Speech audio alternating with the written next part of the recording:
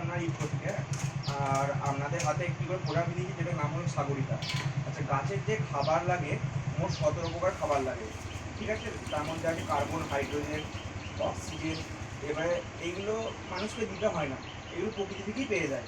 কিন্তু এছাড়াও আরও যে 13 রকমের খাবার, 14 রকমের খাবার আছে, যেমন এনপিকে আমরা যেমন দেয় 10, 26, 26 জমিতে ইউজ করেন, তো সেটা কী কী থাকে? Nitrogen, phosphorus, potash. কেউ দেন আবার 12, 32, 16, ঠিক আছে। এইভাবে শুধু দেখবেন আমরা এনপিকেটাকেই দিই, কিন্তু বাকি যে আরও খাবার আছে 12, 13 রকমের, সেটা কিন্তু কেউ দিই না। তাহলে এই খাবারটা গাছ পাবে কোথা থেকে? আমরা ভাবি যে না কিছু হয়েছে, সবুজ পাড়া দেখাচ্ছে গাছটাকে, কম সবুজ, ইউরিয়া মেরে দিই। কিন্তু হলুদ হওয়ার পেছনে আরও অনেক কারণ আছে, শুধু নাইট্রোজেন নয়, সালফারের ফলেও গাছের এই পরিবর্তনটা আছে। তো যাই হোক, এই যে আপনাদেরকে প্রোডাক্টটা দিয়েছি, এটা হলো সাগরিকা।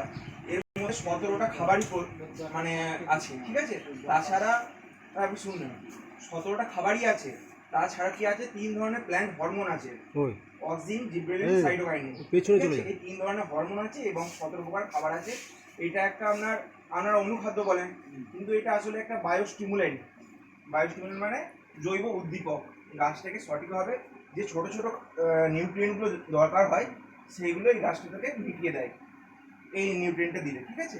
তো আপনারা এটা ব্যবহার করুন। এটা 40 ml আছে, এক ব্যারেলে 40 ml দিলে আপনাদের ভালো কাজ হবে। জমিতে ব্যবহার করুন, ব্যবহার করলে রেজাল্ট অবশ্যই পাবেন। ধন্যবাদ।